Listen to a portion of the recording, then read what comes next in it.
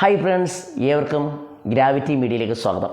അപ്പോൾ നമ്മൾ ഇന്ന് 10ാം ക്ലാസ്സിൻ്റെ ഒന്നാമത്തെ ചാപ്റ്റർ സൗണ്ട് എന്ന് പറയുന്ന ചാപ്റ്ററാണ് കൈകാര്യം ചെയ്യാൻ പോകുന്നത്. മക്കളെ, അതിനു മുന്നേ ഞാനൊരു കാര്യം പറഞ്ഞുകൊള്ളട്ടെ. നമുക്കറിയാം, ഒന്നാമത്തെ ചാപ്റ്റർ സൗണ്ട് എന്ന് പറയുന്ന ചാപ്റ്റർ എടുക്കുകയാണെങ്കിൽ അതിനകത്ത് ഏകദേശം ഒരു 25 പേജോളമുണ്ട്. അപ്പോൾ ഞാൻ ഇന്ന് പറയാൻ പോകുന്നത് പേജ് നമ്പർ 23, 24, 25 ആ പേജാണ് പഠിപ്പിക്കാൻ പോകുന്നത്. അപ്പോൾ സ്വാഭാവികമായിട്ട് നിങ്ങളുടെ എല്ലാം മനസ്സിലൊരു ധാരണ വരും, എടാ നിനക്കെന്താ ഭ്രാന്താണോ, മഹേഷ് സാറിന് ഭ്രാന്താണോ, 23, 24, 25 1 മുതൽ ബാക്കിയുള്ള പേജുകൾ ഇയാൾ പഠിപ്പിക്കുന്നില്ലയോ? മക്കളെ, ഓരോ സാറന്മാർക്കും അവരുടേതായ ശൈലിയുണ്ട്, ഇല്ലയോ? അപ്പോൾ നിങ്ങൾ എന്നെ വിശ്വസിക്കുക, നമ്മൾ ഇന്ന് പറയുന്നത് 23, 24, 25 ആ പേജുകൾ നല്ല അറത്ത് മുറിച്ച് നല്ല ക്ലിയർ ആയിട്ട് പഠിച്ചതിന് ശേഷം പിന്നെ നമ്മൾ പോകുന്നത് 11 മുതൽ 23 വരെ പേജ്. അതിനുശേഷമാണ് 1 മുതൽ 10 വരെയുള്ള പേജുകൾ നമ്മൾ പഠിക്കാനായിട്ട് പോകുന്നത്. അതിൻ്റെ ആവശ്യകത എന്താണ് വഴിയെന്ന് നിങ്ങൾക്ക് മനസ്സിലാവും. അപ്പോൾ തുടങ്ങാൻ പോവുകയാണേ. നമ്മൾ ഒന്നാമത്തെ ചാപ്റ്ററാണ് പറയാൻ പോകുന്നത് സൗണ്ട്. സൗണ്ട്. മക്കളെ, നമുക്കറിയാം നമ്മുടെ വർണ്ണപ്രപഞ്ചമായ ലോകം ഇപ്പോൾ നിങ്ങളുടെ മുന്നിൽ കിടന്ന് ഞാൻ ഇങ്ങനെ സംസാരിക്കുന്നു. മക്കളെ, എന്തുള്ളത് കൊണ്ടാണ്? സൗണ്ട് ആണോ? മക്കളെ, വെളിയിലിറങ്ങിയാൽ നല്ല അല്ലെങ്കിൽ പക്ഷികളുണ്ട്, മൃഗങ്ങളുണ്ട്, കാറ്റടിക്കുന്നു, തിരമാലകളുടെ സൗണ്ട്, മക്കളെ വാഹനങ്ങളുടെ സൗണ്ട്, ഇതെല്ലാം സൗണ്ടാണ്, ശബ്ദങ്ങൾ. ഇതെല്ലാം നമുക്ക് കേൾക്കുന്നു. അതിനെക്കുറിച്ച് ഡീറ്റെയിൽ ആയിട്ട് പഠിക്കുന്ന പാഠഭാഗമാണ് സൗണ്ട് എന്ന് പറയുന്ന ഈ ചാപ്റ്റർ. ഓക്കെ എന്നോ?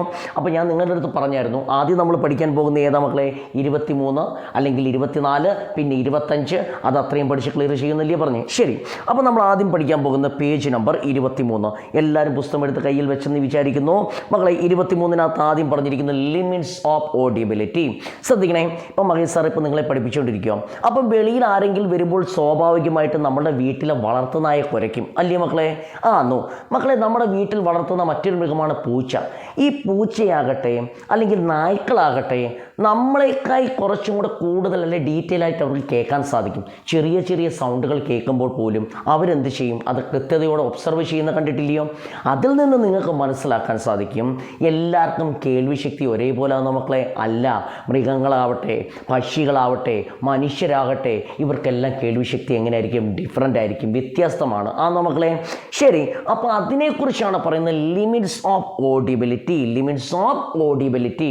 ഇപ്പം സിമ്പിൾ ഒരു ഉദാഹരണം ഞാൻ പറയാം. ഇപ്പം മഹേഷ് സാറിൻ്റെ അല്ലെങ്കിൽ ഒരു ചെറിയൊരു അനിയനുണ്ട്, അതിനൊരു ചെറിയ അനിയനുണ്ട്, 3 പേരുണ്ടെന്ന് വിചാരിക്കും. അല്ലെങ്കിൽ വേണ്ട, 2 വയസ്സുള്ളൊരു കുട്ടി, അവനൊരു 2 കട്ട പൊക്കാൻ പറ്റും. ഒരു 4 വയസ്സുള്ളൊരു കുട്ടി, അവന് ചിലപ്പോൾ 3 കട്ട പൊക്കാൻ പറ്റും. ഇപ്പം മഹേഷ് സാറിനെ സംബന്ധിച്ചൊരു 10 കട്ട ചിലപ്പോൾ പൊക്കാൻ പറ്റും. കാരണം എന്താ? ആരോഗ്യം വ്യത്യാസമല്ലയോ?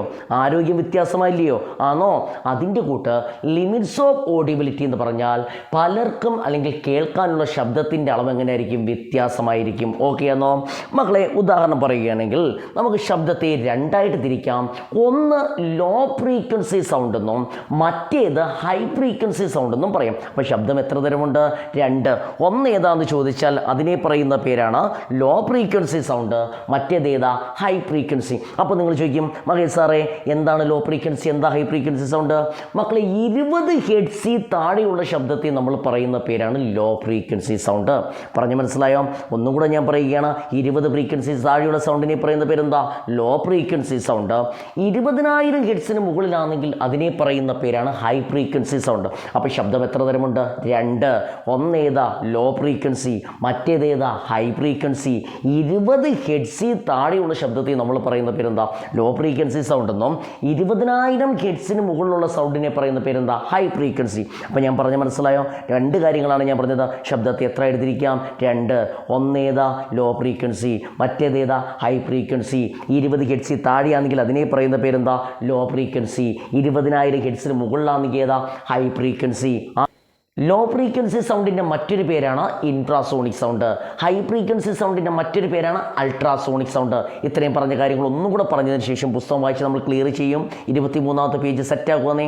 അപ്പോൾ ഒന്നും കൂടെ നോക്കി, ഈ ചേട്ടനെ അല്ലെങ്കിൽ ഈ മാമിനെ നോക്കി തുടങ്ങാൻ പോവുകയാണ്. നമുക്ക് സൗണ്ടിനെ എത്ര എടുത്തിരിക്കാം? 2. ഒന്നേതാ? ലോ ഫ്രീക്വൻസി, മറ്റേതേതാ? High frequency. 20 ഹെർട്സിൽ താഴെയാണെങ്കിൽ അതേതാ? Low frequency. 20,000 ഹെർട്സിന് മുകളിലാണെങ്കിൽ ഏതാ? High frequency. ലോ ഫ്രീക്വൻസി സൗണ്ടിനെ പറയുന്ന മറ്റൊരു പേരേതാ? Infrasonic supersonic sound. ആ ഹൈ ഫ്രീക്വൻസി സൗണ്ടിനെ പറയുന്ന മറ്റൊരു പേര് ഏതാ? അൾട്രാസോണിക്. തുടങ്ങാൻ പോകുന്നതിനെ ശ്രദ്ധിച്ചിരിക്കണം മക്കളെ. ഒന്നാമത് പറഞ്ഞേക്കുന്നത് there are high and low frequency sound in nature. എന്താ പറഞ്ഞേ? there are high and low frequency sound in nature. നമ്മുടെ പ്രകൃതി എടുക്കുകയാണെങ്കിൽ പ്രകൃതിയിൽ എത്ര തരം സൗണ്ട് ഉണ്ടെന്നാ പറഞ്ഞേ? 2. അതാ പറഞ്ഞേ there are high and low frequency sound in nature, but humans cannot hear the sound of all frequency. മനുഷ്യന് എല്ലാ രീതിയിലുള്ള സൗണ്ടും കേൾക്കാൻ പറ്റത്തില്ലെന്നാ പറഞ്ഞേ. ഞാൻ ആദ്യമേ പറഞ്ഞു, മനുഷ്യനാകട്ടെ മൃഗങ്ങളാകട്ടെ പക്ഷികളാകട്ടെ ആരുമാകട്ടെ ഓരോരുത്തർക്കും കേൾക്കാൻ പറ്റുന്ന ശബ്ദം എന്ത് ചെയ്യും? മാറും. മനുഷ്യനും അതേപോലെ മക്കളെ, മനുഷ്യനും എല്ലാ സൗണ്ടും കേൾക്കാൻ പറ്റത്തില്ല. മനുഷ്യന് കേൾക്കാൻ പറ്റുന്ന സൗണ്ട് എത്ര എന്ന് ചോദിച്ചാൽ 20 ഹെർട്സിനും 20,000 ഹെർട്സിനും ഇടയ്ക്കുള്ള സൗണ്ടാണ് ആർക്ക് കേൾക്കാൻ പറ്റുന്നത്? മനുഷ്യൻ.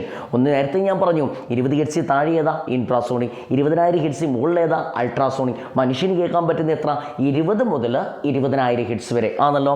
അതാ പറഞ്ഞേ the sound of all frequency, that is there is A limits of range of frequency of sound that human can hear. Human മനുഷ്യൻ ക്യാൻ ഹിയർ കേൾക്കാൻ പറ്റുന്ന, മനുഷ്യന് കേൾക്കാൻ പറ്റുന്ന ശബ്ദത്തിന് ഒരു പരിധി ഉണ്ടെന്നാണ് പറഞ്ഞിരിക്കുന്നത്. അടുത്ത പറഞ്ഞിരിക്കുന്നത് for a person with normal hearing the lower limits of audible sound is 20 hertz for a person. ഒരു മനുഷ്യൻ നോർമൽ ഹിയറിംഗ് സാധാരണ കേൾവിശക്തി എന്ന് പറയുന്നത് 20 ഹെർട്സ് ആണ്. ഞാൻ പറഞ്ഞില്ലയോ, മാമൻ പറഞ്ഞില്ലയോ, മനുഷ്യന് കേൾക്കാൻ പറ്റുന്ന സൗണ്ട് എത്ര? 20 ഹെർട്സ്. അടുത്ത പറഞ്ഞിരിക്കുന്നത് ആൻഡ് അപ്പർ ലിമിറ്റ്, കുറഞ്ഞ അളവ് എത്ര? 20 hertz. And upper limits is 20,000 hertz. മക്കൾ 20,000 ബ്രാക്കറ്റ് 20 കിലോ ഹെർട്സ്. കെ എന്ന് വെച്ചാൽ എന്താ? 1000. 20,000 ഹെർട്സ്. അപ്പോൾ ഞാൻ പറഞ്ഞെന്താ? മനുഷ്യന് കേൾക്കാൻ പറ്റുന്നത് 20 ഹെർട്സിനും 20,000 ഹെർട്സിനും ഇടയ്ക്കാണെന്നാണ് പറഞ്ഞിരിക്കുന്നത്. അടുത്ത പറഞ്ഞേ sound with a frequency below 20 hertz. Below താഴെ, sound with a frequency below ആണോ 20 ഹെർട്സിൽ താഴെയുള്ള സൗണ്ടിനെ പറയുന്ന പേര് ഇൻഫ്രാസോണിക്. ഞാൻ ആദ്യമേ പറഞ്ഞ് മനസ്സിലാക്കിയതില്ലയോ? മനുഷ്യന് കേൾക്കാൻ പറ്റുന്ന ഏതാ? 20,000. 20 ഹെർട്സിൽ താഴെ ഏതാ? Infrasonic. And sound with a frequency more than 20 hertz, 20,000 hertz is ultrasonic. ഞാൻ പറഞ്ഞു തന്നെ 20,000 ഹെർട്സിന് മുകളിലുള്ളതിനെ പറയുന്ന പേരെന്താ? അൾട്രാസോണിക് സൗണ്ട് എന്നാണ് പറഞ്ഞിരിക്കുന്നത്. ഓക്കെ എന്നോ? അപ്പോൾ നമ്മൾ സത്യം പറയുകയാണ്. ഒന്നും കൂടെ നമ്മൾ ആദ്യം മുതലൊന്ന് വിശകലനം ചെയ്യാൻ പോവുകയാണ്. നോക്കി ലിമിറ്റ്സ് ഓഫ് ഓഡിബിലിറ്റി. ഓക്കെ എന്നോ? 20 ഹെർട്സ് ഉണ്ട്, 20,000 ഹെർട്സ് ഉണ്ട്. 20 ഹെർട്സിൽ താഴെയുള്ളതിനെ പറഞ്ഞേക്കുന്നത് എന്താ? ഇൻഫ്രാസോണിക്. 20,000 ഹെർട്സിന് മുകളിൽ ഏതാ? അൾട്രാസോണിക്. 20 ഹെർട്സിന് 20,000 ഹെർട്സിനും കേൾക്കാൻ പറ്റുന്ന ഓഡിയൽ ടു ഹ്യൂമൻ എന്ന് വെച്ചാൽ എന്താ? ഈ 20 ഹെർട്സിനും 20,000 ഹെർട്സിനും ഇടയ്ക്കാണ് മനുഷ്യന് കേൾക്കാൻ പറ്റുന്നത്. 20,000 ഹെർട്സിന് മുകളിലാണെങ്കിൽ അത് ഏതാ? അൾട്രാസോണിക്. 20 ഹെർട്സ് താഴെയാണെങ്കിൽ അത് ഏതാ? ഇൻഫ്രാസോണിക്. ഇതെല്ലാം എന്താണെന്ന് ഇപ്പം പറഞ്ഞുതരാൻ വെയിറ്റ് ചെയ്യണേ. അപ്പോൾ ഇവിടെ ഒരു ക്വസ്റ്റ്യൻ കൊടുത്തിട്ടുണ്ട്. The frequency of sound produced in a Galton whistle used for training dogs for above 30,000 hertz. അവർ ചോദിച്ചിരിക്കുന്ന ചോദ്യം ഇതാ മക്കളെ. ഈ ഒരു പക്ഷേ നിങ്ങൾ സിനിമ കണ്ടു കാണാം, ദിലീപിൻ്റെ ഒരു സിനിമ റിംഗ് മാസ്റ്റർ എന്ന് പറയുന്ന സിനിമ. അത് ഈ നായ്ക്കളെ വിരട്ടി ഓട്ടിക്കാൻ അല്ലെ നായ്ക്കളെ ട്രെയിൻ ചെയ്യാനായിട്ടൊരു വിസിലുണ്ട്, ഗാൾട്ടൺ വിസിൽ. ഒരു ക്വസ്റ്റ്യനാണ് ഇത്തവണ ചോദിക്കാൻ സാധ്യതയുണ്ടെന്ന് ഞാൻ വിശ്വസിക്കുന്ന ചോദ്യം. ഗാൾട്ടൺ വിസിൽ എന്ന് പറഞ്ഞ ചെറിയൊരു വിസിലാണ്. ആ വിസിൽ ഊതിയാൽ നമ്മുടെ മനുഷ്യന്മാർക്ക് കേൾക്കാൻ പറ്റത്തില്ല, പക്ഷേ മൃഗങ്ങൾ അല്ലെ നായ്ക്കൾ എന്ത് ചെയ്യും? അല്ലെങ്കിൽ അതിന് കേൾക്കാൻ പറ്റും, അത് ഓടുന്നുണ്ട്, അതിനനുസരിച്ച് പ്രവർത്തിക്കുന്നുണ്ട്. അപ്പോൾ ചോദ്യം ഇതാ, ഗാൾട്ടൺ വിസിൽ ഊതുമ്പോൾ മനുഷ്യന് കേൾക്കാൻ പറ്റുന്നില്ല, മൃഗങ്ങൾക്ക്. മോനെ ഗാൾട്ടൺ വിസിലിനകത്ത് ഉണ്ടാകുന്ന സൗണ്ട് എത്രയാണെന്ന് ഇവിടെ എഴുതിയിട്ടുണ്ട്. എത്ര? 30,000 ഹെർട്സ് ആണോ? മനുഷ്യന് കേൾക്കാൻ പറ്റുന്ന എത്രയാണെന്ന് മാമൻ പഠിപ്പിച്ചിട്ടുള്ളത്? 20 ഹെർട്സിനും 20,000 ഹെർട്സിനും ആണോ മനുഷ്യന് കേൾക്കാൻ പറ്റുന്ന 20 ഹെർട്സും 20,000 ഹെർട്സും. ഗാൾട്ടൺ വിസിലിനകത്ത് ഉണ്ടാകുന്ന സൗണ്ട് എത്ര? 30,000. മോനെ 20,000 വരെ നമുക്ക് കേൾക്കാൻ പറ്റൂ. ഇവിടെ എത്ര ഉണ്ടായി? 30,000. നമുക്ക് കേൾക്കാൻ പറ്റുമോ? ഇല്ല. അപ്പോൾ നിങ്ങൾ ചോദിക്കും ഇവിടെ മകേഷ് സാറേ അതെങ്ങനെ നമുക്ക് മനസ്സിലാക്കാം? നോക്കി, ഞാൻ വേറൊരു ചാർട്ട് തന്നിട്ടുണ്ട്, ശ്രദ്ധിച്ചിരിക്കണം. ഇതാണ്ട് ഇവിടെ എഴുതിയിരിക്കുന്ന ഡോഗ് എന്നില്ലേ മക്കളെ? ഡോഗ് എന്ന് വെച്ചാൽ എന്താ? നായ്ക്കൾക്ക് കേൾക്കാൻ പറ്റുന്ന സൗണ്ട് എത്ര? ഇവിടെ കൊടുക്കുന്ന 64 ഹെർട്സ് മുതൽ എത്ര? 44 കിലോ ഹെഡ്സ് എന്ന് വെച്ചാൽ 44,000 അല്ലയോ? ഗാൾട്ടൺ വിസിനകത്തുണ്ടാകുന്ന സൗണ്ട് എത്ര? 30,000 അല്ലയോ? ഈ 30,000 എന്ന് പറയുമ്പോൾ ഇതിൻ്റെ ഇടയ്ക്കല്ലേ വരുന്നേ? അപ്പോൾ അത് ആർക്കും കേൾക്കാൻ പറ്റും? നായ്ക്കൾക്ക് കേൾക്കാൻ പറ്റും, മനുഷ്യന് കേൾക്കാൻ പറ്റുമോ? ഇല്ല. അതാ പറഞ്ഞിരിക്കുന്നത്. ഒരു ചോദ്യത്തിന് ആൻസർ കിട്ടിയോ? ഇത്തവണ SSLCക്ക് ചോദിക്കും, നായ്ക്കളെ വിരട്ടാൻ ഉപയോഗിക്കുന്ന, നായ്ക്കളെ ട്രെയിൻ ചെയ്യാൻ ഉപയോഗിക്കുന്ന ഗാൾട്ടൺ വിസിലിൽ അല്ലെങ്കിൽ മനുഷ്യന് കേൾക്കാൻ പറ്റുന്നില്ല, എന്താ കാരണം? ഗാൾട്ടൺ വിസിലിൽ ഉണ്ടാകുന്ന സൗണ്ട് എത്ര? 30,000. നായ്ക്കൾക്ക് കേൾക്കാൻ പറ്റുന്ന സൗണ്ട് വേണം എഴുതിയെടുത്തോണം, 64 ഹെഡ്സിനും 44,000 ഹെഡ്സും. അതിനിടയ്ക്കാണ് ഈ 30,000 വരുന്നത്. അപ്പോൾ അത് ആർക്ക് കേൾക്കാൻ പറ്റും? നായ്ക്കൾക്ക് കേൾക്കാൻ പറ്റും. ആണോ മക്കളെ? ശരി, അതിൻ്റെ കൂടെ കുറച്ചും കൂടെ കാര്യം ഞാൻ പറയാൻ ഉപയോഗിക്കുകയാണ്. മക്കളെ ശ്രദ്ധിച്ചിരിക്കണം. മക്കളെ ഹ്യൂമൻ, മനുഷ്യന് കേൾക്കാൻ പറ്റുന്ന എത്ര? 20 ഹെർട്സ് മുതൽ 20,000 ഹെർട്സ്. കെ എന്ന് വെച്ചാൽ 20,000. ബേഡ്സ് എത്ര? 1 കിലോ ഹെർട്സ് മുതൽ 4 കിലോ ഹെർട്സ്. ക്യാറ്റിനാണെങ്കിൽ എത്ര? 55 ഹെർട്സ് മുതൽ 79,000 ഹെർട്സ്. ഡോഗിന് എത്ര? 64 ഹെർട്സ് മുതൽ 44,000 ഹെർട്സ്. എലഫിന് എത്ര? 14 ഹെർട്സ് മുതൽ 10.5 കിലോ ഹെർട്സ്. ഒന്നാലോചിച്ച് നോക്കി, മനുഷ്യന് എത്ര പറഞ്ഞ്? 20 ഹെർട്സ്. ഇതെത്ര? 17 ഹെർട്സ്. മനുഷ്യനേക്കാൾ ചെറിയ താഴെയുള്ള സൗണ്ട് ആർക്ക് കേൾക്കാൻ പറ്റും? ആനയ്ക്ക് കേൾക്കാൻ പറ്റും. ആണോ മക്കളെ? അടുത്ത് പറഞ്ഞേക്കുന്നത് മക്കളെ ബ്ലൂ വെയിൽ, റാറ്റ്, ഇതെല്ലാം പറഞ്ഞേക്കുന്നുണ്ടോ? ഒറ്റ വാക്ക് നിങ്ങൾ ഇത്രയും പഠിച്ചാൽ മതി. ഒറ്റ വാക്ക് എന്താ പറഞ്ഞത്? എല്ലാവർക്കും ഒരേപോലെയാണ് കേൾവിശക്തി? അല്ല. രണ്ടാമത്തെ പോയിന്റ്, എല്ലാവരും കേൾവിശക്തി വ്യത്യാസമാണോ? ആണോ.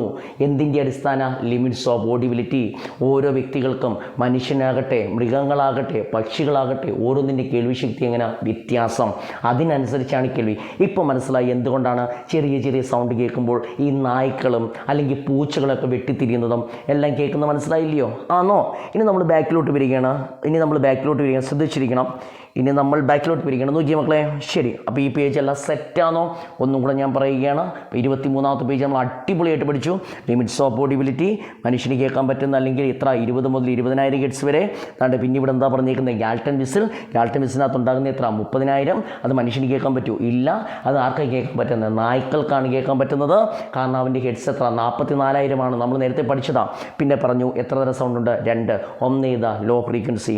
മറ്റേതേതാ? High frequency. ലോ ഫ്രീക്വൻസിയുടെ മറ്റൊരു പേര് ഏതാ? ഇൻഫ്രാസോണിക്. ഹൈ ഫ്രീക്വൻസിയുടെ മറ്റൊരു പേര് ഏതാ? അൾട്രാസോണിക്. ലോ ഫ്രീക്വൻസി എന്ന് വെച്ചാൽ എത്ര? 20 ഹെർട്സിൽ താഴെ. ഹൈ ഫ്രീക്വൻസി എത്ര? 20,000 ഹെർട്സിന് മുകളിൽ. ഓക്കെ ആണോ? സെറ്റ്. ഈ ഒരു പേജ് സെറ്റാണെന്ന് വിചാരിക്കുന്നു മക്കളെ. അപ്പോൾ നമ്മൾ പേജ് നമ്പർ 23 നമ്മൾ നല്ല വ്യക്തമായിട്ട് പഠിച്ചു, ഡീറ്റെയിൽ ആയിട്ട് പറഞ്ഞു. ഓക്കെ ആണോ? ശരി, അപ്പോൾ ഇനി നമ്മൾ പറയാൻ പോകുന്ന പേജ് നമ്പർ 24. ഞാനൊരു കാര്യം പറയുകയാണ്. നമ്മൾ സമയമെടുത്ത് ഓരോ പോയിച്ചും ഡീറ്റെയിൽ ആയിട്ട് പഠിക്കുന്നതായിരിക്കും. ഓക്കെ ആണോ? ശരി, നിങ്ങളൊരു കാര്യം ചെയ്യണം. നിങ്ങളുടെ കൂട്ടുകാർക്ക് പരമാവധി ഈ വീഡിയോ എന്ത് ചെയ്യണം? ഷെയർ ചെയ്യണം, സബ്സ്ക്രൈബ് ചെയ്യണം, ഷെയർ ചെയ്യണം. ഓക്കെ ആണോ? ശരി, അടുത്താണ് നമ്മളിനി പറയാൻ പോകുന്ന പേജ് നമ്പർ 24. വളരെ ഇമ്പോർട്ടൻറ്റ്, ശ്രദ്ധിച്ചിരിക്കണം. The uses of ultrasonic waves. ഇതിൻ്റെ മുകൾ വശം ഞാൻ പറയാം. അതിന് മുമ്പ് കുറച്ച് കാര്യം പറഞ്ഞോട്ടെ. Uses of ultrasonic waves. അപ്പോൾ നമ്മൾ പഠിച്ചു 2 തരം സൗണ്ട് ഉണ്ടെന്ന് പറഞ്ഞു. ഇനിയും പറഞ്ഞാൽ നിങ്ങൾക്ക് ബോറോ? എന്നേതാ? ഇൻഫ്രാസോണിക്, മറ്റേതേതാ? അൾട്രാസോണിക്. അപ്പോൾ അവർ പറഞ്ഞിരിക്കുന്നത് uses of ultrasonic waves. Ultrasonic waves എവിടെല്ലാമാണ് ഉപയോഗിക്കുന്നതെന്നാണ് പറയാൻ പോകുന്നത്. ശ്രദ്ധിച്ചിരിക്കണേ, തുടങ്ങാൻ പോയിക്കണം. ഒന്നാമത് പറഞ്ഞേ, in the medical field the ultrasonic waves are used for the diagnose treatment. ആണോ? ഈ ആശുപത്രി രംഗങ്ങളിലെല്ലാം നമ്മൾ ആരും ഉപയോഗിക്കുന്നുണ്ട്? Ultrasonic waves. അപ്പോൾ ഒന്നാമതേതാ? ഡയഗ്നോസ് ട്രീറ്റ്മെൻറ്റ്, അല്ലെങ്കിൽ ആശുപത്രി അല്ലെ ട്രീറ്റ്മെൻറ്റിന് മറ്റും നമ്മൾ ആരും ഉപയോഗിക്കുന്നുണ്ട്? അൾട്രാസോണിക് സൗണ്ട് ഉപയോഗിക്കുന്നതാണ്, അൾട്രാസോണിക് വേവ്സ് ഉപയോഗിക്കുന്നതാണ് പറഞ്ഞിരിക്കുന്നത്. ഒന്നാമത് നോക്കിയിരിക്കുന്നത്, to crush small stone in kidney. Small stone, കല്ല്, കിഡ്നി. മക്കളെ അങ്ങനെ പറഞ്ഞാൽ ചിലപ്പോൾ നിങ്ങൾക്ക് മനസ്സിലാവത്തില്ല. ഒരു പക്ഷേ പറയും മൂത്രത്തിൽ കല്ല്. പച്ച മലയാളത്തിൽ പറഞ്ഞാൽ മൂത്രം ഒഴിക്കാനായിട്ട് ബുദ്ധിമുട്ടുണ്ടാകുന്നു. ആണോ? മൂത്രത്തിന് തടസ്സം നേരിടുന്നു. മക്കളെ ഈ കിഡ്നിക്കകത്ത് ചെറിയ ചെറിയ കല്ല് രൂപപ്പെടും. മക്കളെ ഒരു കാലഘട്ടത്തിൽ, പഴയ കാലഘട്ടത്തിൽ ഈ കല്ലൊക്കെ പൊടിക്കുന്നത് വെച്ചാൽ, അല്ലെങ്കിൽ ഇതിൻ്റെ ഓപ്പറേഷൻ വെച്ചാൽ വളരെ ദുരിതമായിരുന്നു. ഈ സൈഡെല്ലാം കീറി കൈയൊക്കെ ഇട്ട് ആലച്ച് പൊലിച്ച്. ഓക്കെ ആണോ മക്കളെ? ഭയങ്കര വേദനയായിരുന്നു. ഓക്കെ ആണോ? പക്ഷെ നമ്മുടെ കാലം മാറി. ഈ അൾട്രാസോണിക് സൗണ്ട് വേവ്സ് ഉപയോഗിച്ച് നമുക്ക് കീറി മുറിക്കാതെ അതിനെ എന്ത് ചെയ്യാൻ പറ്റും? പൊടിച്ച് കളയാൻ പറ്റും. നല്ലതല്ലയോ? ഈ കീറി മുറിച്ച് ആശുപത്രി കിടക്കേണ്ട ആവശ്യമുണ്ടോ?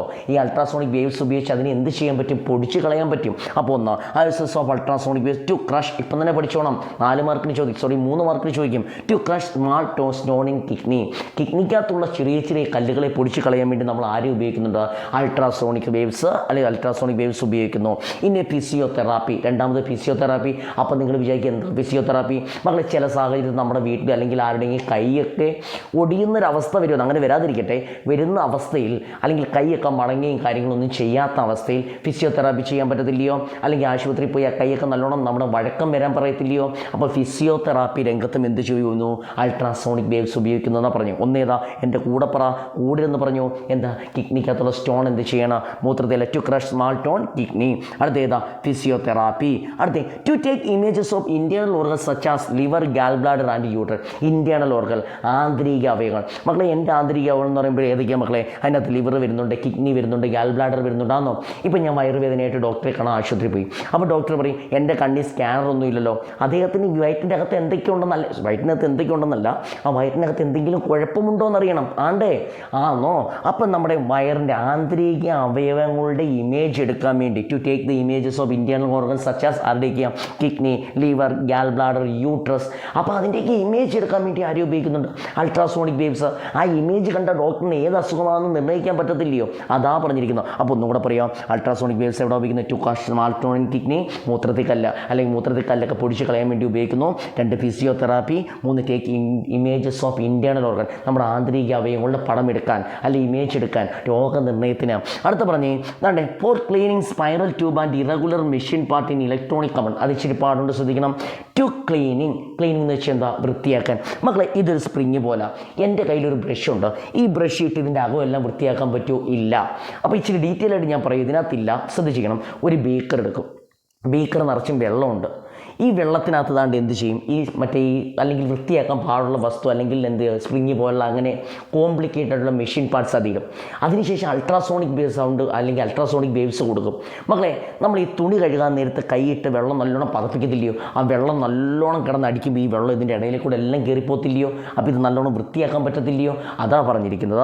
എന്താ?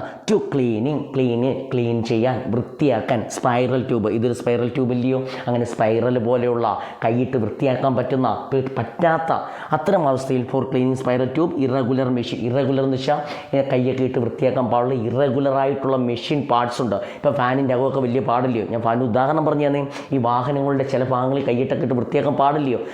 അതൊക്കെ ഉദാഹരണമാണ് ഞാൻ പറഞ്ഞത് മനസ്സിലാവാൻ വേണ്ടി. അപ്പം ചില വസ്തുക്കളെ വൃത്തിയാക്കാൻ വേണ്ടി for cleaning spiral tube, irregular machine part, electronic component, ഇതെല്ലാം വൃത്തിയാക്കാൻ നമ്മൾ ആരും ഉപയോഗിക്കുന്നുണ്ട്? Ultrasonic wave. In the device called sonar which is used to find the distance to under water object. അത് ഒറ്റ വാക്കി നിങ്ങൾ പറഞ്ഞു സോണാറിൽ ഉപയോഗിക്കുന്നു. ഇത്രയും പറഞ്ഞത്. അപ്പോൾ നിങ്ങൾ എന്താ സാറേ സോണാർ? മക്കൾ ഇവിടെ ഒരു കപ്പൽ കൊടുത്തേക്കുന്നുണ്ടോ? ഈ സോണാർ എന്ന് വെച്ചാൽ ആഴം നിർണ്ണയിക്കാൻ, മത്സ്യക്കൂട്ടങ്ങളെ നിർണ്ണയിക്കാൻ, അല്ലെങ്കിൽ മത്സ്യത്തിൻ്റെ സാന്നിധ്യം, ഈ മത്സ്യം പിടിക്കാനൊക്കെ പോത്തില്ലയോ? അപ്പോൾ ഈ മത്സ്യം എവിടെയൊക്കെ ഉണ്ടെന്ന് കൂടുതലായിട്ടുള്ള സ്ഥലങ്ങൾ കണ്ടുപിടിക്കാൻ സോണാർ ഉപയോഗിക്കുന്നുണ്ട്. ഈ ചില പുസ്തകത്തിനകത്ത് ജോഗ്രഫിക്കകത്ത് പറഞ്ഞില്ലേ, പസഫിക് സമുദ്രം ഇത്ര കിലോമീറ്റർ, അന്റാർട്ടിക് സമുദ്രം ഇത്രയും ആഴമുണ്ട് എന്നൊക്കെ പറയത്തില്ലയോ? അതിങ്ങനെ സ്കെയിലിട്ട് മുക്കി നോക്കുമോ? അല്ല. കയറിട്ട് കെട്ടിത്താക്കുമോ? ഇല്ല. അവരെന്ത് ചെയ്യും? ഈ സോണാർ പോലെയുള്ള അഡ്വാൻസ് ടെക്നോളജി ഉപയോഗിച്ചാണ് ഇതാണ്ട് ഈ ആഴമൊക്കെ മനസ്സിലാക്കുന്നത്. ഓക്കെ ആണോ? അപ്പോൾ ഒന്നും കൂടെ ഞാൻ പറയുകയാണ്, ദ യൂസസ് ഓഫ് നമ്മൾ പറഞ്ഞു 2 തരം വേവ്, ഇൻഫ്രാസോണിക് വേവ്, അൾട്രാസോണിക്. നമ്മളിപ്പം പഠിക്കുന്ന ഏതാ? Uses of ultrasonic waves.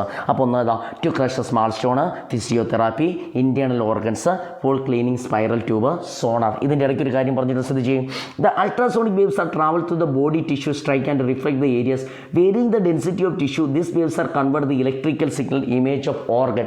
അവർ ഇതിനെക്കുറിച്ച് വ്യക്തമായിട്ട് ഞാൻ പറഞ്ഞു ആന്തരിക അവയവങ്ങളുടെ ഫോട്ടോ എടുക്കുന്ന പറഞ്ഞില്ലയോ? ഈ അൾട്രാസോണിക് വേവ്സ് ശരീരത്തോട് കടത്തി വിട്ടതിന് ശേഷം അത് റിഫ്ലക്റ്റ് ചെയ്ത് വരും. അതനുസരിച്ച് എന്ത് ചെയ്യും? ഇമേജസ് പകർത്തുന്നതാണ് പറഞ്ഞിരിക്കുന്നത്. നിങ്ങൾ ഇത്രയും പഠിച്ചാൽ മതി.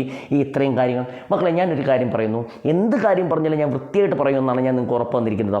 മക്കളെ, ഇത്രയും പറഞ്ഞിട്ടുണ്ട്. ഇത് കൂടാതെ വെളിയിൽ നിന്നും ഞാൻ കുറച്ച് കാര്യം കൊണ്ടുവന്നിട്ട് അത് ഞാൻ പഠിപ്പിക്കാം. അതിന് മുന്നേ ഒരു കാര്യം മക്കളെ, ഇതിനെ പറയുന്ന പേര് വവ്വാൽ. കാണുമ്പോൾ നിങ്ങൾക്കറിയാം വവ്വാൽ എന്ന് പറയും. ആണോ? ഈ വവ്വാല് സഞ്ചരിക്കാൻ, വവ്വാൽ നമുക്ക് രാത്രി കാലങ്ങളിൽ സഞ്ചരിക്കുന്നത് ഇങ്ങനെ ലൈറ്റ് അടിച്ച് പോകത്തില്ലയോ? അതിൻ്റെ കൂട്ട് ഈ വവ്വാൽ സഞ്ചരിക്കാനും ആരെയാണ് ഉപയോഗപ്പെടുത്തുന്നത്? Ultrasonic wave. അപ്പോൾ നിങ്ങൾ ചോദിക്കുക, അതെങ്ങനെയാണ് മഹേഷ് സാറേ, അതെങ്ങനെയാണ് ഉപയോഗിക്കുന്നത്? ഈ വവ്വാലിൻ്റെ ശരീരത്തിൽ നിന്ന് എന്തുണ്ടാക്കുന്നുണ്ട്? Ultrasonic wave. ആ അൾട്രാസോണിക് എവിടെയെങ്കിലും പോയി ഇടിച്ചിട്ട് വരുവാണെങ്കിൽ അതിന് മനസ്സിലാവും അവിടെ എന്തുണ്ട് തടസ്സം. നിങ്ങൾ അതൊന്നും പഠിക്കണം. നോക്കി, യൂസിങ് അൾട്രാ വേവ് സൗണ്ട്. ഏത് സൗണ്ട് ഉപയോഗിക്കുന്ന? Ultrasonic sound. ബാറ്റ്സ്. ഓക്കെ ആണോ? ബാറ്റ്സ് എന്ന് വെച്ചാൽ എന്താ മക്കളെ? വവ്വാൽ. ബാറ്റ്സ് എന്ന് വെച്ചാൽ എന്താ? വവ്വാൽ. The using ultrasonic sound bat can travel smoothly. ഈ ബാറ്റ്, വവ്വാലിന് നല്ലോണം സഞ്ചരിക്കാൻ വേണ്ടി ഏത് സൗണ്ടാണ് ഉപയോഗപ്പെടുത്തുന്നത്? Ultrasonic sound. And catches pretty easily in a dark. ഈ ഇരുണ്ടാതെ നമുക്കറിയാം വവ്വാൽ എപ്പോഴും ഇറങ്ങുന്നത്? രാത്രി കാലങ്ങളിൽ ഇറങ്ങുന്നത്. ഈ മാങ്ങാണ്ടിയൊക്കെ ചപ്പി എടുത്ത് കളയുന്ന കണ്ടിട്ടില്ലയോ? ഈ രാത്രി കാലങ്ങളിൽ ഇറങ്ങുന്നത്. ഈ വവ്വാൽ രാത്രി കാലങ്ങളിൽ സഞ്ചരിക്കുന്ന ഏത് സൗണ്ടാണ് ഉപയോഗപ്പെടുന്നത്? Ultrasonic. Utilising ultrasonic sound bat can travel smoothly. എന്താ സ്മൂത്ത്ലി? നല്ല ഈസി ആയിട്ട് സഞ്ചരിക്കാൻ വേണ്ടി. And catch pretty easily even the dark. Ultrasonics are used many situation. അതിനൊരു പേരുണ്ട് എക്വലൈസേഷൻ. അത് ഞാൻ പറഞ്ഞു തരാം. അപ്പോൾ ഒന്നുകൂടെ ഞാൻ പറയുകയാണ്, പേജ് നമ്പർ 24 നമ്മൾ സെറ്റായിട്ട് പഠിച്ചിട്ടുണ്ടോ? അതാണ്ട് പേജ് നമ്പർ 24. 23 നമ്മൾ അടിപൊളിയായിട്ട് പഠിച്ചു. 24-നകത്ത് ഞാൻ പറഞ്ഞേ എന്താ? എക്വലൈസേഷൻ. വവ്വാൽ സഞ്ചരിക്കാൻ ആരും ഉപയോഗിക്കുന്നത് അൾട്രാസോണിക് സൗണ്ട്. അതിനുശേഷം പറഞ്ഞതാ യൂസസ് ഓഫ് അൾട്രാസോണിക് വേവ്സ്. നമ്മൾ ഈ അൾട്രാസോണിക് വേവ്സിൻ്റെ യൂസസ് എല്ലാം ഞാൻ ഡീറ്റെയിൽ ആയിട്ട് പറഞ്ഞു തന്നു. ആണോ മക്കളെ? ശരി, ഞാൻ നിങ്ങൾക്കൊരു വാക്ക് തന്നായിരുന്നു, എന്ത് പഠിച്ചാലും അതിനെക്കുറിച്ച് ഡീറ്റെയിൽ ആയിട്ട് ഇനി പറയുന്ന കാര്യങ്ങൾ നിങ്ങൾ എന്ത് ചെയ്യണം? പസ് ചെയ്തിട്ട് എഴുതി വെച്ചേക്കണം, അല്ലെങ്കിൽ നോട്ട് എഴുതിക്കോണം. ഓക്കെ എന്നോ? അപ്പോൾ അൾട്രാസോണിക് വേവ്സിൻ്റെ കുറച്ചും കൂടി ഉപയോഗം ഞാൻ പറഞ്ഞുതരാം. ഒന്ന്, non destructive testing. Ultrasound is used to detect the flaw and crack material without damaging them, ensuring structural integrity of building and bridge. മക്കളെ, ഈ ചിലപ്പം പറയും ഈ ബിൽഡിങ്ങിൻ്റെയൊക്കെ കാലപ്പഴക്കം നിർണ്ണയിക്കാൻ, അല്ലെങ്കിൽ ബിൽഡിങ്ങിന് ബലക്ഷയമുണ്ടോ, അങ്ങനെയുള്ള കാര്യങ്ങളൊക്കെ നിർണ്ണയിക്കാൻ നമ്മൾ ആരും ഉപയോഗിക്കുന്നുണ്ട്? Ultrasonic sound. ഓക്കെ എന്നോ? അടുത്ത പറഞ്ഞ് ഫോർ ക്ലീനിങ്. അത് നേരത്തെ നമ്മൾ പറഞ്ഞ ക്ലീനിങ് എന്ന് വെച്ചാൽ എന്താ? വൃത്തിയാക്കുക. കോംപ്ലിക്കേറ്റഡ് ആയിട്ടുള്ള പാർട്സ് എന്ത് ചെയ്യും? വൃത്തിയാക്കാനും നമ്മൾ ആരും ഉപയോഗിക്കുന്നുണ്ട്? Ultrasonic sound. The ultrasonic cleans are used to remove the grease എന്ന് വെച്ചാൽ എന്താ? ഈ വാഹനങ്ങൾ ഉപയോഗിക്കുന്ന ഇപ്പം വാഹനങ്ങളുടെ അടിയിലൊക്കെ വലിയ വലിയ മെഷീൻ പാർട്സ് ഉണ്ട്, അതിനകത്ത് ഗ്രീസ് ഉണ്ട്. അപ്പോൾ അങ്ങനെയുള്ള ഭാഗങ്ങൾ വൃത്തിയാക്കുന്ന കാര്യമാണ് പറഞ്ഞിരിക്കുന്നത്. ദ ഗ്രീസ് ആൻഡ് ഡെറ്റ് and other container from the various. നിങ്ങൾ അതൊന്നും പഠിക്കണ്ട. ജൂവലറി എന്ന് പറഞ്ഞു, സ്വർണ്ണം വൃത്തിയാക്കാൻ, സ്വർണ്ണത്തിലുള്ള അഴുക്ക് വൃത്തിയാക്കാൻ ഇന്നത്തെ കാലത്ത് ആരെ ഉപകാരപ്പെടുത്തുന്നുണ്ട്? അൾട്രാസോണിക് സൗണ്ട് ഉപയോഗപ്പെടുത്തുക. ഒറ്റ വായിക്ക് നിങ്ങൾ എത്ര എഴുതിയാൽ മതി? For cleaning purpose, irregular machine part, complicated machine parts, okay എന്നോ? സ്പൈറൽ ട്യൂബ്, ഇതിനെല്ലാം നമ്മൾ ആരും ഉപയോഗിക്കുന്നുണ്ടെന്നാണ് പറഞ്ഞിരിക്കുന്നത്? അൾട്രാസോണിക് സൗണ്ട് ഉപയോഗിക്കുന്നത്. For welding and soldering. ഇത്രയും പഠിച്ചാൽ ഇതൊന്നും പഠിക്കാൻ നിൽക്കേണ്ട. അപ്പോൾ ഏതാ? Welding and soldering. നമുക്കറിയാം, നമ്മുടെ വീട്ടിൽ ഗേറ്റിയുടെ ഒരു മാമൻ വരുവാന്ന് വിചാരിക്കുമോ? ആ മാമൻ 2 കമ്പി എടുത്ത് വെൽഡ് ചെയ്ത് വെക്കത്തില്ലയോ? അതിൻ്റെ കൂട്ട് ഇന്നത്തെ കാലത്ത് അഡ്വാൻസ് ടെക്നോളജിയായ വെൽഡിങ്ങിനും സോൾഡറിങ്ങിനും നമ്മൾ ആരെയും ഉപകാരപ്പെടുത്തുന്നുണ്ടെന്നാണ് പറഞ്ഞത്? Ultrasonic sound. ഇത് എക്സ്ട്രാ പോയിൻ്റാണ്, കേട്ടിരുന്നാൽ മാത്രം മതി. ഓക്കെ എന്നോ? ശരി, കെമിക്കൽ റിയാക്ഷൻ. അപ്പോൾ കെമിക്കൽ റിയാക്ഷൻ എന്ന് വെച്ചാൽ സിമ്പിളായിട്ട് ഞാൻ പറഞ്ഞുതരാം. ഇപ്പോൾ നമ്മുടെ ഈ ചിലപ്പം വെള്ളം കുടിക്കാൻ പ്യൂരിഫയർ ഉപയോഗിക്കത്തില്ലയോ? അത് UV എന്ന രീതിയിൽ മറ്റേ പ്യൂരിഫയറൊക്കെ ഉപയോഗിക്കത്തില്ലയോ? ആ പ്യൂരിഫയറിനകത്ത് നമ്മൾ ആരും ഉപയോഗിക്കുന്നുണ്ടെന്നാ? അൾട്രാസോണിക് വേവ്സ് ഉപയോഗിക്കുന്നുണ്ട്, അല്ലെങ്കിൽ അത് പ്യൂരിഫൈ ചെയ്യാനും ഉപയോഗിക്കുന്നുണ്ടെന്നാണ് പറഞ്ഞിരിക്കുന്നത്. ഓക്കെ എന്നോ? ശരി, അങ്ങനെയാണെങ്കിൽ അടുത്ത പറഞ്ഞിരിക്കുന്നത് എന്താണ്ടേ? വളരെ ഇമ്പോർട്ടൻ്റ് ആണ്, ശ്രദ്ധിക്കുന്നത്. സോണാർ. അത് നിങ്ങൾക്കറിയാം. The ultrasonic waves are used sonar system detect the object under water. ഞാൻ പറഞ്ഞു എന്താ സോണാർ എന്ന് വെച്ചാൽ കടലിൻ്റെ ആഴം മനസ്സിലാക്കാൻ, അല്ലെങ്കിൽ കടലിൻ്റെ എന്ന് പറയേണ്ട ഡെപ്ത് മനസ്സിലാക്കാൻ വേണ്ടി ഉപയോഗിക്കുന്ന ഒരു ഉപാധിയാണ് ഏതാ? സോണാർ. അതുകൂടാതെ ഫിഷിംഗ് എന്ന് വെച്ചാൽ എന്താ? ഞാൻ നേരത്തെ പറഞ്ഞു, മത്സ്യക്കൂട്ടം. ഇപ്പോൾ കടലിൽ പോകുമ്പോൾ ഈ സോണാർ ഉപയോഗിച്ച് കഴിഞ്ഞാൽ കൂട്ടമായിട്ടുള്ള കാര്യങ്ങൾ എന്ത് ചെയ്യാം? അവർക്ക് ഡിറ്റക്റ്റ് ചെയ്യാം. അവിടെ വലയെറിയാം, മീനിൻ്റെ അളവ് കൂടുതലായിട്ട് കിട്ടും. അതാ പറഞ്ഞേ. And military application. അപ്പോൾ ഒന്നും കൂടെ പറയാം, മിലിറ്ററി ആപ്ലിക്കേഷൻ ഉപയോഗിക്കുന്നുണ്ട്, സോണാറാണ് മിലിറ്ററി ആപ്ലിക്കേഷൻ ഉപയോഗിക്കുന്നത്. ഓക്കെ എന്നോ? എക്വലൈസേഷൻ. എൻ്റെ പൊന്നു മക്കളെ പഠിച്ചു വെച്ചോ. ഞാൻ ഉറപ്പ് പറഞ്ഞ് ഇപ്രാവശ്യം 10 ചോദിച്ചിരിക്കും SSLC. എക്വലൈസേഷൻ എന്ന് വെച്ചാൽ എന്താ? Animal like bat, dolphin. Bat എന്ന് വെച്ചാൽ എന്താ? വവ്വാൽ. ഡോൾഫിൻ എന്ന് വെച്ചാൽ നിങ്ങൾ കണ്ടില്ല, ഐസിനകത്തൊക്കെ നീന്തി നടക്കുന്ന സംഭവം ഉണ്ടല്ലോ. അപ്പോൾ അവരുടെ സഞ്ചാരത്തിനും ഏത് ഉപയോഗിക്കുന്നുണ്ട്? ഈ അൾട്രാസോണിക് വേവ്സ് ഉപയോഗിക്കുന്നുണ്ടെന്നാണ് പറഞ്ഞിരിക്കുന്നത്. സഞ്ചാരത്തിനും ആരെ ഉപയോഗിക്കുന്നുണ്ട്? Ultrasonic waves. എന്തോ ആയിക്കോട്ടെ, ഇത് ഞാൻ പറഞ്ഞതേ ഉള്ളൂ. അപ്പോൾ നമ്മളൊന്നും കൂടെ ബാക്കിലോട്ട് വരികയാണ്. പേജ് നമ്പർ 24 പറഞ്ഞത്. ആ പേജ് നമ്പർ 24 വവ്വാൽ സഞ്ചരിക്കാൻ ആരെ ഉപകാരപ്പെടുത്തുന്നുണ്ടെന്നാണ് പറഞ്ഞത്? Ultrasonic wave. അതിനെ പറയുന്ന പ്രതിഭാസത്തെ പറയുന്ന, ആ ഫിനോമിനെ പറയുന്ന, ആ പ്രക്രിയയെ പറയുന്ന പേരെന്താ? എക്വലൈസേഷൻ എന്ന് പറഞ്ഞു. അതാ മൂത്രത്തിൽ കല്ല് പിടിക്കാൻ വേണ്ടി, മൂത്രത്തിൽ കല്ല് എൻ്റെ ഭാഷയെ പറഞ്ഞാൽ to crush small stone in കിഡ്നിക്കകത്തുണ്ടാകുന്ന കല്ലുകൾ പൊടിച്ച് കളയാൻ വേണ്ടി ആരും ഉപയോഗിക്കുന്നു? ഇത് ഉപയോഗിക്കുന്നു. Physiotherapy, images of internal organ, പിന്നെ ക്ലീനിങ് പർപ്പസ്, സോണാർ. അതുകൂടാതെ ഞാൻ നേരത്തെ ഇപ്പം പറഞ്ഞു, വെൽഡിങ്ങിനകത്ത് ഉപയോഗിക്കുന്നുണ്ട്, ക്രാക്ക് ഡിറ്റക്റ്റ് ചെയ്യാൻ ഉപയോഗിക്കുന്നുണ്ട്, വവ്വാല് ഡോൾഫിന് പോലുള്ള സഞ്ചാരത്തിന് ഉപയോഗിക്കുന്നുണ്ട്. ഓക്കെ, മെഡിക്കൽ പരമായിട്ട് ഉപയോഗിക്കുന്നുണ്ട്, കെമിക്കൽ ട്രീറ്റ്മെൻറ്റ് ഉപയോഗിക്കുന്നുണ്ട്. അതുകൂടെ മനസ്സിലിരിക്കട്ടോ. ഓക്കെ, നമ്മളെ സെറ്റായെന്ന് വിചാരിക്കുന്നു. അപ്പോൾ പേജ് നമ്പർ ഇപ്പോൾ എത്രയ്ക്ക് കഴിഞ്ഞ്? 23, 24 ഒന്നും വിട്ടിട്ടില്ല. ദാണ്ടെ പേജ് നമ്പർ നമ്മളൊരു കാര്യം ചെയ്തു. പേജ് നമ്പർ ദാണ്ട് 23 മൊത്തം കംപ്ലീറ്റ് ചെയ്തു. അതിനുശേഷം പേജ് നമ്പർ 24 മൊത്തം ഇവിടം വരെ കംപ്ലീറ്റ് ചെയ്തു. ഓക്കെ എന്നോ? 25 കൂടെ ആകുമ്പോഴത്തേന് ആ 3 പേജ് ഞാൻ പറഞ്ഞ അത്രയും ക്ലിയർ ചെയ്യുക. ഓക്കെ എന്നോ? മക്കളെ, അപ്പോൾ നമ്മൾ പേജ് നമ്പർ 23 പഠിച്ചു, പേജ് നമ്പർ 24 പഠിച്ചു. ഇനി പഠിക്കാനായിട്ട് പോകുന്ന പേജ് നമ്പർ 25. അപ്പോൾ നമ്മൾ ഇന്ന് പറഞ്ഞിരിക്കുന്നത് പേജ് നമ്പർ 23, 24, 25 ക്ലിയർ ചെയ്യുമെന്നാണ് പറഞ്ഞത്. 23ഉം 24 നമ്മൾ പഠിച്ചിരിക്കുകയാണ്. അപ്പോൾ ഇനി അടുത്തയാണ് പറയുന്നത് 25 സിസ്മിക് വേവ്സ് ആൻഡ് സുനാമി. അപ്പോൾ 25ാമത്തെ പേജ് എടുത്താൽ നിങ്ങൾക്കറിയാം, ആദ്യം കൊടുത്തിരിക്കുന്നത് സിസ്മിക് വേവ്സ് ആൻഡ് സുനാമി. അപ്പോൾ നിങ്ങൾ ചോദിക്കുന്നത് സുനാമി എന്താ സാറേ? നമുക്കറിയാം, ഏകദേശം ഒരു കുറച്ച് നാൾ മുമ്പ്, അല്ലെ കുറച്ച് വർഷങ്ങൾക്ക് മുമ്പ് നമ്മുടെ കേരളത്തെയും പിടിച്ചു കുളിക്കൊരു സംഭവമാണ് സുനാമി. ആയിരക്കണക്കിന് പേരാണ് മരിച്ചത് അല്ലേ മക്കളെ? ഈ കടൽ പതിവിലും വിപരീതമായി അമിതമായ തിരമാലകൾ കരയിലേക്ക് വരുന്നതിനെ പറയുന്ന പേര് സുനാമി. അത് പല കാരണങ്ങൾ കൊണ്ടാവാം. അതിനകത്തുണ്ടാകുന്ന ഭൂമികുലുക്കം, ശക്തമായ കാറ്റ്, എന്തുമായിക്കോട്ടെ, അതിലേക്ക് ഞാൻ പോകുന്നില്ല, ശ്രദ്ധിച്ചിരിക്കണം മക്കളെ. സിസ്മിക് വേവ്സ് ആൻഡ് സുനാമി, അത് ഞാൻ പറയുന്നത് കേട്ട് പഠിക്കുക, പിന്നെ നമുക്ക് പുസ്തകം വായിച്ച് പഠിക്കാം. സുനാമി, ഈ സുനാമി പറയുന്നതിന് മുമ്പ് ഭൂകമ്പത്തെക്കുറിച്ച് പറയുകയാണ് മക്കളെ. ഭൂകമ്പം ഉണ്ടാകുമ്പോൾ ഉണ്ടാകുന്ന വേവാണ് സിസ്മിക് വേവ്. ഒന്നും കൂടെ പറയുകയാണ്, ശക്തമായ ഭൂകമ്പം ഉണ്ടാകത്തില്ലയോ? ആ ഭൂകമ്പം ഉണ്ടാകുന്ന വേവിനെ പറയുന്ന പേരെന്താ? Seismic wave. ഈ സിസ്മിക് വേവിന് ഒരു പ്രത്യേകതയുണ്ട്. The seismic waves are those travel to the earth crust. ആദ്യം ഞാൻ പറയുന്നത് കേട്ട് മനസ്സിലാക്കും, പിന്നെ നമുക്ക് വായിച്ച് പഠിക്കാം. എർത്ത് ക്രസ്റ്റ്, ഭൂമിക്കിടെ അല്ലെ എർത്തിൻ്റെ ക്രസ്റ്റിൽ കൂടിയാണ് ആര് സഞ്ചരിക്കുന്നത്? ആ സിസ്മിക് വേവ് സഞ്ചരിക്കുന്നത്. ഒന്നും കൂടെ ഞാൻ പറയുകയാണ്, ഭൂമി കുലുക്കം അല്ലെ എർത്ത് കേക്ക് ഉണ്ടാകുമ്പോൾ ഉണ്ടാകുന്ന വേവ്സ് ആണ് ഏതാ? Seismic wave.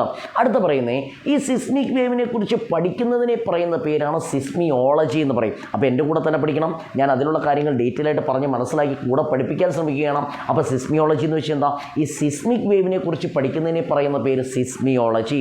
ഭൂമി കുലുക്കം, എർത്ത് കേക്കും ഉണ്ടാകുന്ന വേവ് ഏതാ? Seismic wave. ആ സിസ്മിക് വേവിനെ കുറിച്ച് പഠിക്കുന്നതിനെ പറയുന്ന പേരെന്താ? സിസ്മിയോളജി. അടുത്തേ, ആ സിസ്മിയോളജി അല്ലെ അത് പഠിക്കുന്ന ശാസ്ത്രജ്ഞന്മാർ അല്ലെ അത് പഠിക്കുന്ന വിദ്യാർത്ഥികൾ, അതിനെ പറയുന്ന പേരാണ് സിസ്മിയോളജിസ്റ്റ്.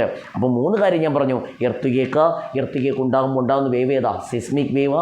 ആ സിസ്മിക് വേവിനെ കുറിച്ച് പഠിക്കുന്നതിനെ പറയുന്ന പേരെന്താ? സിസ്മിയോളജി. ആ സിസ്മിയോളജി അല്ലെ പഠിക്കുന്ന ആൾക്കാരെ പറയുന്ന പേരെന്താ? സിസ്മിയോളജിസ്റ്റ്. അത് പുസ്തകത്തിൽ കൊടുത്തിട്ടില്ല. ശരി, ഇനി അടുത്ത പറയുന്നത്, നമ്മൾ പത്രത്തിലെല്ലാം വായിക്കും, ഭൂകമ്പം ഉണ്ടായി, നേരിയ ഭൂകമ്പം ഉണ്ടായി. റിക്ടർ സ്കെയിലിൽ ആര് രേഖപ്പെടുത്തി? റിക്ടർ സ്കെയിലിൽ രേഖപ്പെടുത്തി. മക്കളെ, റിക്ടർ സ്കെയിൽ ഉണ്ടാകുന്ന എർത്ത് കേക്കിൻ്റെ തീവ്രത മനസ്സിലാക്കാൻ ഉപയോഗിക്കുന്ന സ്കെയിലിനെ പറയുന്ന പേരാണ് റിക്ടർ സ്കെയിൽ. ഓക്കെ ആണോ? ഇപ്പം നമുക്ക് പനിയായിട്ട് ആശുപത്രി പോകാമെങ്കിൽ സ്വാഭാവികം ഡോക്ടർ നമുക്ക് തെർമോമീറ്റർ വെക്കും അല്ലേ മക്കളെ?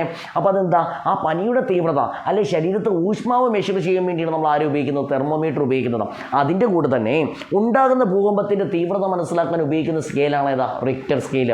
അപ്പോൾ ഒന്നും കൂടെ ഞാൻ പറയുകയാണ്, അതിനുശേഷം വായിച്ച് സെറ്റാക്കി തരാം. പേജ് നമ്പർ 25 പുസ്തകത്തിനകത്ത് പേജ് നമ്പർ എല്ലാവരും 25 വെച്ചെന്ന് ചോദിക്കുന്നു. ആദ്യം പറഞ്ഞു എർത്ത് കേക്ക്. ആ എർത്ത് കേക്ക് ഉണ്ടാകുന്ന വേവ് ഏതാ? Seismic wave. ആ സിസ്മിക് വേവ് എവിടെ ഉണ്ടാകുന്നത്? Earth crust. ആ സിസ്മിക് വേവിനെ കുറിച്ച് പഠിക്കുന്നതിനെ പറയുന്ന പേരെന്താ? സിസ്മിയോളജി. അത് പഠിക്കുന്ന ശാസ്ത്രജ്ഞന്മാരെ പറയുന്ന പേരെന്താ? സിസ്മിയോളജിസ്റ്റ്. ഉണ്ടാകുന്ന ഭൂകമ്പത്തിൻ്റെ തീവ്രത മനസ്സിലാക്കുന്ന ഏതാ? Richter scale. ഓക്കെ ആണോ? അതാണ് നമ്മളിനി വായിച്ച് പറയുന്നത്. ഇനി ഒരു കാര്യം, ഈ സമുദ്രമുണ്ട്. ഈ സമുദ്രത്തിൽ ഭൂകമ്പം ഉണ്ടാകുന്നതിൻ്റെ ഫലമായും സുനാമി ഉണ്ടാകുന്നു. അതിനെക്കുറിച്ച് ഇവിടെ വിവരിക്കുന്നുണ്ട്. ശ്രദ്ധിച്ചിരിക്കണം. നോക്കിയേ, സിസ്മിക് വേവ്സ് ആൻഡ് സുനാമി. മക്കളെ, ഇപ്പോൾ ഈ ഒരു പടം കണ്ടാൽ നിങ്ങൾക്ക് മനസ്സിലാകാൻ സാധിക്കും, ഒരു ഒരു എർത്ത് കേക്ക് ഉണ്ടായതിൻ്റെ ഫലമായിട്ടാണ് എന്ത് ചെയ്യുന്നത്? തകർന്ന വീടുകളോ അല്ലെ ഫാക്ടറികളോ അല്ലെങ്കിൽ അതിൻ്റെ ഒരു അവസ്ഥയാണ് ഇവിടെ കൊടുത്തിരിക്കുന്നത്. ഓക്കെ എന്നോ? നോക്കി, a building that was destroyed by the earthquake. The building was destroyed, നശിച്ചു, ഇൻ ദ എർത്ത് കേക്ക്. എന്തിൻ്റെ ഫലമായിട്ട് നശിച്ചു പോയി? Earthquake. And earthquake often cause a disaster. നമുക്ക് വളരെ വലിയൊരു മഹാമാരിയാണെന്നാണ് പറഞ്ഞിരിക്കുന്നത്. ഒന്നാമത് പോയി മനസ്സിലായോ? A building was destroyed in the earthquake and earthquake often cause disaster എന്ന് വെച്ചാൽ വളരെ വലിയൊരു മഹാമാരിയാണെന്നാണ് പറഞ്ഞിരിക്കുന്നത്. The seismic waves are those which travel through the earth crest. ഞാൻ പറഞ്ഞു എർത്ത് കേക്ക് ഉണ്ടാകുന്ന വേവ് ഏതാ? Seismic wave. ആ സിസ്മിക് വേവ്സ് ഏതിൽ കൂടി? എർത്ത് ക്രസ്റ്റിൽ കൂടാണ് ഏത് വേവ് സഞ്ചരിക്കുന്നത്? Seismic wave. And as A result of earth cake, അതിൻ്റെ അനന്തരഫലം എന്താ? എർത്ത് കേക്ക് എന്നാണ് പറഞ്ഞിരിക്കുന്നത്. The volcanic eruption and massive explosion. ഈ എർത്ത് കേക്ക് എന്ന് പറയുമ്പോൾ നമ്മൾ ചിരിക്കുന്നതിനോട് ചില്ലറക്കാരനൊന്നുമല്ല. എന്താ? വലിയ രീതിയിലുള്ള നാശങ്ങൾ വിരിക്കുന്ന ഒരു സംഭവം തന്നെയാണ് ഏത്? എർത്ത് കേക്ക് എന്നാണ് പറഞ്ഞിരിക്കുന്നത്. ഓക്കെയാണോ മക്കളെ? ഓക്കെയാണോ? ശരി, volcanic eruption and massive loss വിട്ടേക്ക്. ഇനി അടുത്തേ, seismology is the study of seismic wave. ഞാൻ പറഞ്ഞു തന്നെ, സിസ്മിയോളജി എന്ന് വെച്ചാൽ എന്താ? Study of seismic wave. ആ സിസ്മിക് വേവിനെ കുറിച്ച് പഠിക്കുന്നതിനെ പറയുന്ന പേരെന്താ? സിസ്മിയോളജി. അടുത്ത് പറഞ്ഞേക്കുന്നത് ഇവിടെ ഞാൻ പറഞ്ഞ study of the seismic wave. The intensity of earth. Intensity എന്താ? തീവ്രത. The intensity of earthquake is determined by the Richter scale. ഏത് സ്കെയിലാണ്? Richter scale. അപ്പോൾ റിക്ടർ സ്കെയിൽ ഉപയോഗിച്ചാണ് ആ എർത്ത് കേക്കിൻ്റെ തീവ്രത മനസ്സിലാക്കുന്നതെന്നാണ് പറഞ്ഞിരിക്കുന്നത്. അടുത്തേ, earthquake that occur the bottom of the ocean. Bottom of the ocean. Ocean എന്ന് വെച്ചാൽ എന്താ? കടലിൻ്റെ ബോട്ടം. കടലിൻ്റെ അടിത്തട്ടിൽ ചില സമയത്ത് ഉയർന്ന ഭൂകമ്പം അല്ലെങ്കിൽ എർത്ത് കേക്ക് ഉണ്ടാവാൻ സാധ്യതയുണ്ട്. The earthquake that occur the bottom of the ocean അല്ലെങ്കിൽ coastal area can sometime trigger the tsunami wave. അതിൻ്റെ ഫലമായും എന്തുണ്ടാകും? സുനാമി. ഞാൻ പറഞ്ഞു മനസ്സിലായോ? സമുദ്രത്തിൻ്റെ അടിത്തട്ടിൽ അല്ലെങ്കിൽ എർത്ത് കേക്ക് ഉണ്ടാകുന്നതിൻ്റെ ഫലമായിട്ടും എന്തുണ്ടാകാൻ സാധ്യതയുണ്ട്? സുനാമി. ഓക്കെ ആണോ? The tsunami is a serious gigantic ocean waves are caused caused by the displacement. Displace എന്ന് വെച്ചാൽ എന്തോ, അല്ലെങ്കിൽ ഡിസ്പ്ലേസ്മെൻറ്റ് എന്ന് വെച്ചാൽ എന്തോ, അത് ഉയർന്ന് സഞ്ചരിക്കുക എന്നൊക്കെ പറയത്തില്ലയോ, ദൂരോട്ട് സഞ്ചരിക്കുക, അതാ പറഞ്ഞേ ദ ഡിസ്പ്ലേസ്മെൻറ്റ്. പറ മക്കളെ, the displacement the large volume of water in the sea. The large volume of water in the sea എന്താ, കടലിൽ നിന്ന് വലിയ രീതിയിൽ ജലം എന്ത് ചെയ്യുന്നു, കരയിലേക്ക് അടിച്ചു കയറുന്നു. ഓക്കെ എന്നോ. അടുത്തേ, what measure can be taken the safeguard in tsunami. Tsunami ഉണ്ടാകുമ്പോൾ നമ്മൾ എന്തെല്ലാം കാര്യം ശ്രദ്ധിക്കണം? ഞാൻ പറയുന്ന കാര്യങ്ങൾ വേണമെങ്കിൽ ഞാൻ പറയുന്ന കാര്യങ്ങൾ എന്ത് ചെയ്യണം, എഴുതി വെക്കാനായിട്ട് ശ്രമിക്കുക. മക്കൾ, സുനാമി ഉണ്ടാകുമ്പോൾ ശ്രദ്ധിക്കേണ്ട കാര്യങ്ങളെന്ന് പറയുമ്പോൾ ഒന്നാമത് ശ്രദ്ധിക്കേണ്ടത്, ഈ സ്വാഭാവികമായിട്ടും കൊറോണ സമയമൊക്കെ ആയപ്പോഴത്തേക്കും നമ്മുടെ പഞ്ചായത്തിൽ നിന്ന് അധികൃതരൊക്കെ എന്ത് ചെയ്യും, മൈക്കിൽ കൂടെ വിളിച്ച് പറഞ്ഞുകൊണ്ട് പോകത്തില്ലയോ, എന്താ വീട്ടിന് വെളിയിൽ ഇറങ്ങരുത്, എല്ലാവരും അകലം പാലിക്കണം, സാനിറ്റൈസർ, അത് നമ്മൾ പാലിക്കേണ്ട കാര്യങ്ങളല്ലയോ. ഇപ്പോൾ സുനാമി ഉണ്ടാകാൻ സാധ്യത ഉണ്ടെന്നുണ്ടെങ്കിൽ പഞ്ചായത്തോ ജില്ലാ ഭരണകൂടമോ അവരൊക്കെ നമുക്ക് അറിയിപ്പ് തരും. അറിയിപ്പ് തരുമ്പോൾ നമ്മൾ എന്ത് ചെയ്യണം, കിട്ടുന്ന പ്രധാനപ്പെട്ട നമ്മുടെ സർട്ടിഫിക്കറ്റ് അങ്ങനെ ആവശ്യമുള്ള കാര്യം എടുത്തുകൊണ്ട് അപ്പോഴേ വലിഞ്ഞോണമെന്നാണ് പറഞ്ഞേക്കുന്നത്. അല്ലെങ്കിൽ എൻ്റെ TV, എൻ്റെ ഫ്രിഡ്ജ്, എൻ്റെ AC, എൻ്റെ വാഷിംഗ് മെഷീൻ എന്ന് പറഞ്ഞ് അവിടെ ഇരുന്ന് കഴിഞ്ഞാൽ നമ്മളെ അത് ബാധിക്കും. ഓക്കെ എന്നോ. ഫ്ലോട്ട് ചെയ്യുന്ന ഒബ്ജക്റ്റ് കയ്യിൽ കരുതുക. ഫ്ലോട്ട് ചെയ്യുന്നതെന്ന് വെച്ചാൽ എന്താ, ഇപ്പോൾ ഏതൊരു നീന്തൽ അറിയാവുന്ന വ്യക്തിയായാലും വെള്ളത്തിൽ വീണ് കഴിഞ്ഞാൽ ഒരു നിൽക്കുന്നതിന് പരിധിയുണ്ട്. ഫ്ലോട്ട് ചെയ്യുന്ന ചെറിയ അല്ലെങ്കിൽ ട്യൂബ് പോലെയുള്ള വസ്തുക്കളാണെങ്കിൽ നമുക്ക് അത്യാവശ്യം അവിടെ പിടിച്ചു നിന്നൂടെ. ഫ്ലോട്ട് ചെയ്യുന്ന ഒബ്ജക്റ്റ് കയ്യിൽ കരുതുക. എമർജൻസി കിറ്റ്, ഏതെങ്കിലും സാഹചര്യത്തിൽ നമ്മൾ എവിടെയെങ്കിലും അകപ്പെട്ടു പോയി, ആ എമർജൻസി കിറ്റ് എന്ന് പറയുമ്പോൾ എന്താ, നമ്മൾ ഉപയോഗിക്കുന്ന ടാബ്ലറ്റ്സ്, അല്ലെങ്കിൽ ഇപ്പോൾ ആസ്മ രോഗികളാണെങ്കിൽ, അല്ലെങ്കിൽ പലതരം അസുഖത്തിന് മരുന്ന്, അല്ലെങ്കിൽ ഇൻസുലിൻ എടുക്കുന്ന വ്യക്തികളാണെങ്കിൽ, അങ്ങനെയുള്ള വസ്തുക്കൾ നമ്മൾ നിരന്തരം ഉപയോഗിക്കേണ്ട, അല്ലെങ്കിൽ നമ്മുടെ ജീവൻ നിലനിർത്തുന്ന വസ്തുക്കൾ നമ്മൾ എന്ത് ചെയ്യണം, കയ്യിൽ കരുതണം. എമർജൻസി കിറ്റ്, ലൈറ്റ്, ചെറിയ ചെറിയ ലഘുത വല്ല ഭക്ഷണങ്ങൾ. ഓക്കെ എന്നോ. ചിലപ്പോൾ 1-2 ദിവസം ഭക്ഷണം കിട്ടാതിരിക്കുക, അപ്പം ചെറിയ ലൈറ്റായിട്ടുള്ള ഭക്ഷണങ്ങൾ അങ്ങനെ കയ്യിൽ കരുതുക. അല്ലെങ്കിൽ നമ്മുടെ ജീവൻ രക്ഷിക്കാനുള്ള വസ്തുക്കൾ കയ്യിൽ കരുതുക. അതാണ് പറഞ്ഞിരിക്കുന്നത്. ഓക്കെ എന്നോ. അപ്പോൾ പേജ് നമ്പർ 25 പറഞ്ഞു. ഞാൻ ഈ കാര്യങ്ങളെല്ലാം ഡീറ്റെയിൽ ആയിട്ട് പറഞ്ഞു. Seismic waves and tsunami detail ആയിട്ട് പറഞ്ഞു. ഓക്കെ എന്നോ. സെറ്റ്. ശരി, അപ്പോൾ ഞാൻ നിങ്ങൾക്കൊരു വാക്ക് തന്നായിരുന്നു. നമ്മളിന്ന് പഠിക്കാൻ പോകുന്ന ഏതാണെന്നാണ് പറഞ്ഞിരിക്കുന്നത്, സെക്കൻഡ് ചാപ്റ്ററിൻ്റെ 23, 24, 25 പേജ്. ഓക്കെ എന്നോ. അപ്പോൾ നമ്മൾ ആദ്യം പഠിച്ചതാണ്ട് ഇതേതാ, ലിമിറ്റ്സ് ഓഫ് ഓഡിബിൾ 23 കഴിഞ്ഞു. അതിനുശേഷം നമ്മൾ പറഞ്ഞ് 24-ാമത്തെ പേജ് പഠിപ്പിച്ചു. അതിനുശേഷം നമ്മൾ ഏതാ പറഞ്ഞത്, 25-ാമത്തെ പേജും അതിനുശേഷം നമ്മൾ 25-ാമത്തെ പേജും എന്ത് ചെയ്തു, കഴിഞ്ഞിരിക്കുകയാണ്. ഓക്കെ എന്നോ. മക്കളെ, ഇനി എന്നെ ശ്രദ്ധിക്കുക. ഗ്രാവിറ്റി മീഡിയ എന്ന് പറയുന്ന ചാനൽ നിങ്ങൾക്ക് വേണ്ടി ഉണ്ടാക്കിയതാണ്. സ്വാഭാവികമായിട്ടും ഞാൻ ക്ലാസ്സുകൾ നല്ല ഡീറ്റെയിൽ ആയിട്ട് പറഞ്ഞു തരാനായിട്ട് ഞാൻ ശ്രമിക്കും. മാക്സിമം കാര്യങ്ങൾ പുസ്തകം ഓരോ പേജ് എടുത്ത് അതിനെ അറുത്ത് മുറിച്ച് ഡീറ്റെയിൽ ആയിട്ട് നിങ്ങളിലേക്ക് എത്തിക്കുന്നതായിരിക്കും. നിങ്ങളും ഒരു കാര്യം ചെയ്യുക, ചാനൽ സബ്സ്ക്രൈബ് ചെയ്യുക, നിങ്ങളുടെ കൂട്ടുകാരിലേക്ക് ഇത് എത്തിക്കുക. അപ്പോൾ സെക്കൻഡ് പാർട്ട് ഉടനെ തന്നെ അപ്ലോഡ് ചെയ്യുന്നതായിരിക്കും. Thank you.